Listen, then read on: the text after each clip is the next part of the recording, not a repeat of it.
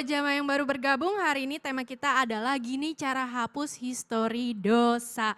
Masya Allah, tadi sudah dijelaskan sama guru-guru kita beberapa cara untuk menghapus histori dosa kita. Dan masih ada lagi, tapi sebelum itu aku mau kasih lihat ada video tayangan bentrok antar ormas dan pihak penagih hutang. Hah, ini dia. Bentrok antara kelompok Ormas Laskar Merah Putih dengan debt collector atau penagih utang terjadi di Ruko Cikarang Square, Desa Pasir Sari, Cikarang Selatan, Kabupaten Bekasi, Jawa Barat, Selasa sore. Aksi saling serang itu berawal penarikan sebuah mobil minibus milik salah satu anggota Ormas akibat menunggak cicilan. Ya Allah jamaah, kalau udah sampai kayak gitu kayaknya mah rasa ikhlas di dalam hati udah nggak ada ya kayaknya. Tapi ternyata jamaah dengan cara kita mengikhlaskan hutang nih, hutang orang nih yang sama kita itu ternyata bisa menghapus story dosa kita. Benar begitu nggak sih Ustadz Syam? Meridhokan, Iya, merelakan. meridhokan, merelakan. Tapi kalau utangnya banyak gimana Ustadz? Pusing deh, silahkan penjelasannya. Baik, tapi guru Ustaz Maulana Bunda Lulung Kak Betari serta guru-guru kami melakukan Allah Subhanahu wa taala Al-Qur'an surah Al-Baqarah ayat 282-81. A'udzu billahi minasy syaithanir rajim.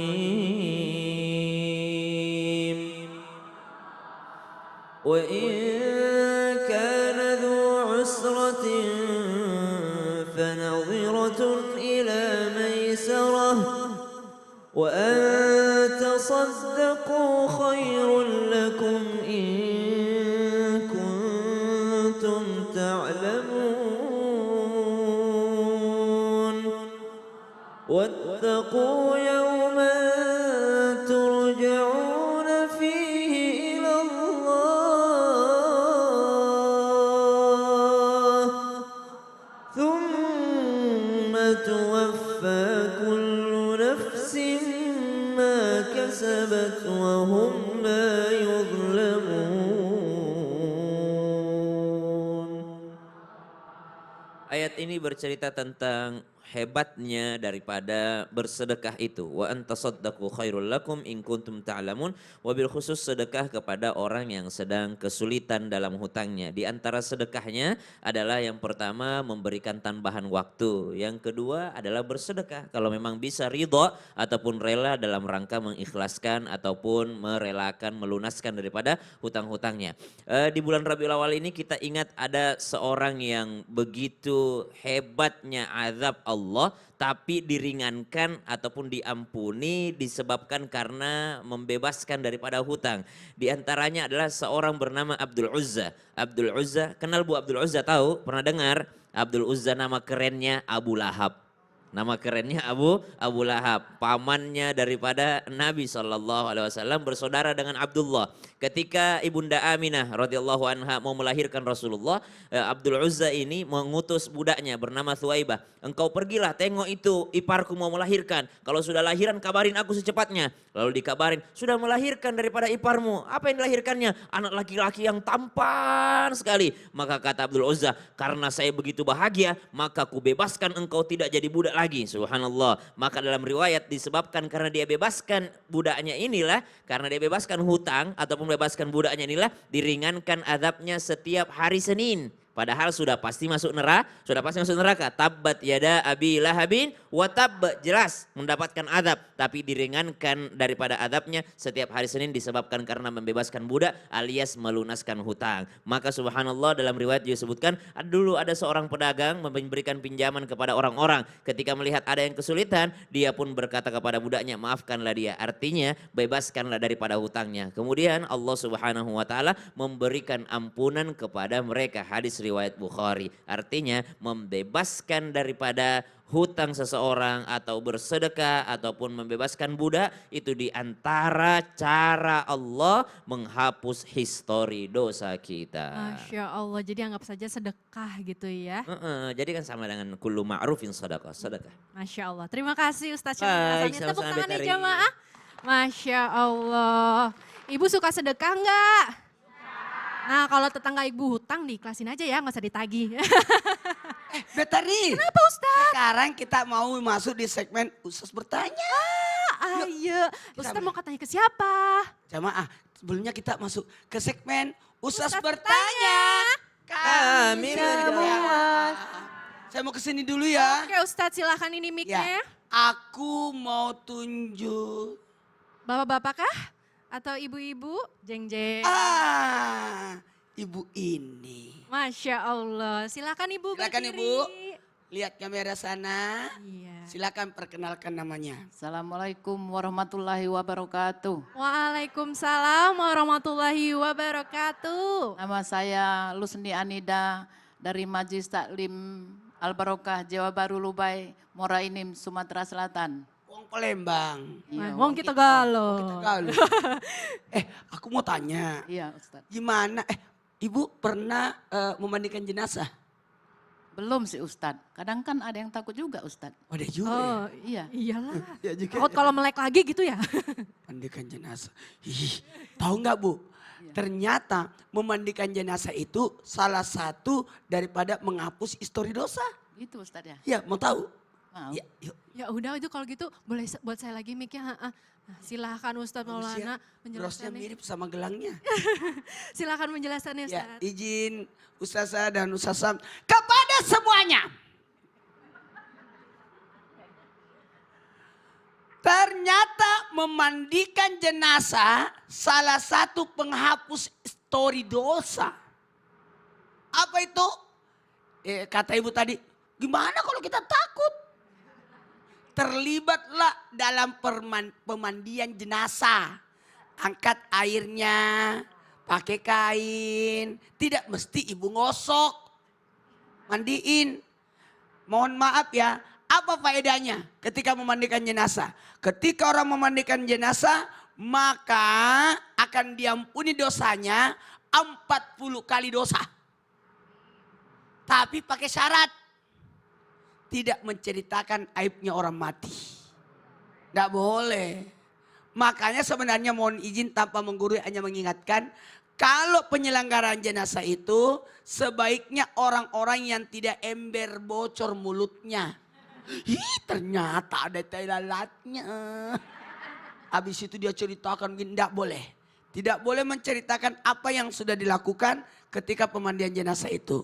Ingat ya, kalau ada lagi nih. Kalau memandikan jenazah tanpa menceritakan aib mampu menjaga amanah, maka diampuni dosanya seperti anak bayi yang baru lahir. Itu bagus itu. Enak sekali itu kalau kita memandikan jenazah, banyak pahalanya. Maaf ya, saya kalau ada orang meninggal, pasti saya mau terlibat memandikan jenazah. Bagaimanapun caranya. Ya, minimal kita pasang kain ke belakang, kita nutupin. Nih, mau praktek dulu ah. Kayak gini. Gimana tuh? Coba. Gimana tuh? Sasam, Ya. maaf. Ini nih mic-nya. Oh. Hah? Yang kas kena gigi saya ya. Jadi boleh. Caranya kita nabar kain begini. Jadi orang meninggalnya dimandikan di belakang. Tapi kita tidak, jangan kebalik. Lihat, Itu. nengok lihat kainnya ke belakang begini. Nih mandiinnya di sini. Ya, nih. juga menjaga auratnya. Maaf, Betari. Ya. Sasa. Ya, dua kain. Sasa sini. Kirain saya jadi jenazahnya. Ujung-ujung. Ini begini terus. Kain di atas jenazah tapi tidak nempel. Jangan nempel. Dan ingat, jadi kain itu tidak ditempelin di jenazahnya supaya tetap terjaga auratnya. Jangan ditempelin. Lalu ya jangan. Lalu yang di dalam itu yang menggosok adalah keluarganya. Dan dia pun tidak lihat auratnya. Cuma tangannya aja di dalam bergosok. Gitu. Tidak melihat, tidak ditelanjangi orang meninggal kemudian dimandikan. Salah, kasih kain di atasnya. Lalu yang menyiram pun tidak melihat auratnya. Karena orang meninggal itu malu kalau dilihat auratnya. Oke? Oke. Itu salah satu cara untuk menjaga auratnya orang meninggal itu. Jadi ada dua orang yang memegang kain dan kain ini melayang tanpa menyentuh jenazahnya. Jadi air itu di atasnya. Kalau ada kabur baros di atasnya semua. Jadi cara seperti itulah supaya menjaga aurat orang meninggal. Ingat, kita yang memandikan adalah yang ada hubungan keluarganya. Kalau memang tidak ada hubungan keluarga, karena ini kan menyentuh. Menyentuh. Malu ya pas. Itu. Kira-kira siapa yang bisa? Ada 4 yang menggosok ya. Kepala, dada, kemaluan, dan kaki. Yang paling akrab dengan dia adalah yang di bagian kakinya. Di malu, maaf, kemaluannya. di kemaluannya. Jadi 4 yang menggosok dan tidak melihat auratnya. Ingat, tidak melihat aurat. Jadi tangannya aja main di dalam. Ya ini saya mau bantu lipat, Ya. Ustadz. Terima kasih Ustadz penjelasannya, boleh tepuk tangan jamaah. Masya Allah. Terima kasih juga Ustazah Lulung, Ustaz Syam ya sudah diperagakan. Tapi ini tunggu dulu, aku mau ngasih kesempatan nih buat jamaah. Kalau ada yang mau ditanyakan boleh ya. Langsung aja yuk kita masuk ke segmen Tanya Dong Ustadz. Kami semua tanya dong Ustadz. Siapa yang mau bertanya tunjuk tangannya. Siapa yang Ayo, bertanya? Siapa yang mau Tunjuk bertanya? tangannya. Tunjuk tangannya jangan malu-malu atuh. Angkat tangan Ibu. Siapa yang mau bertanya? Ibu yang sebelah sini nih, dia aku angkat tangannya. Ya angkat tangannya Ibu silahkan.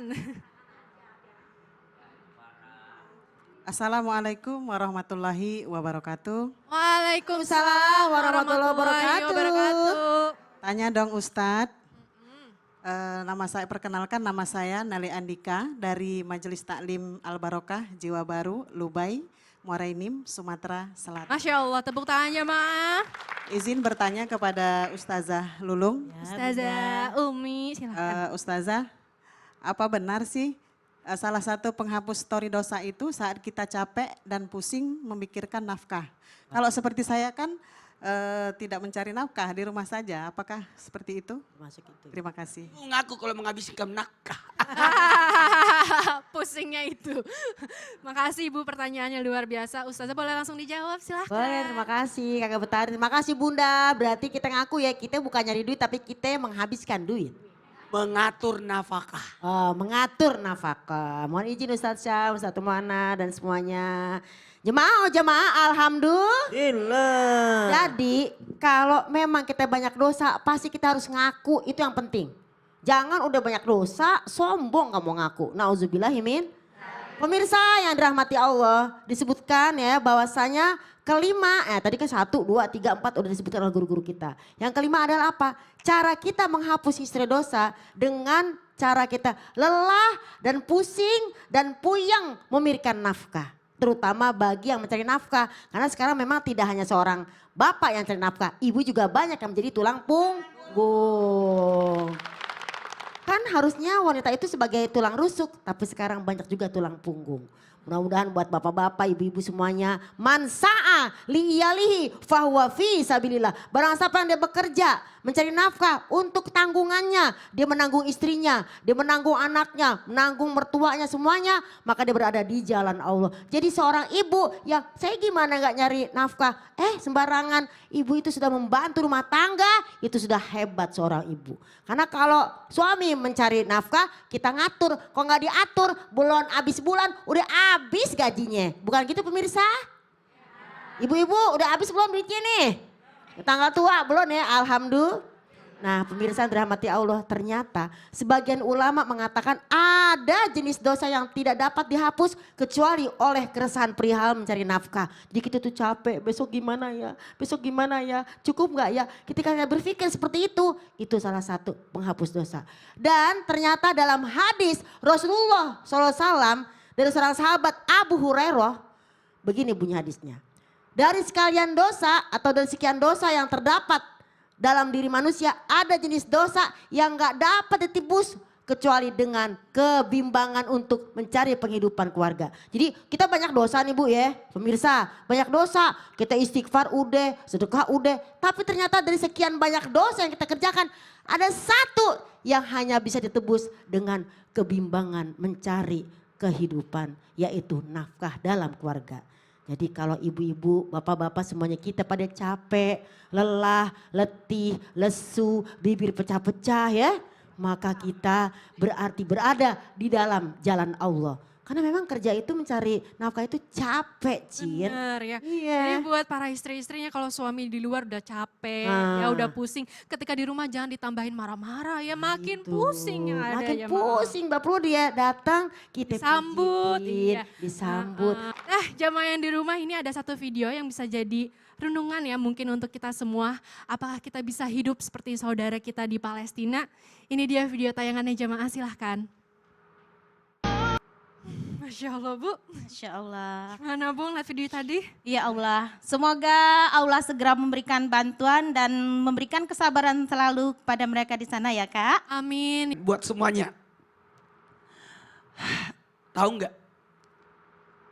Masih banyak mau nyinyir ngomongin tentang Gaza. Saudara-saudara kita, tingkatkan kepedulian kita, senantiasa berbagi.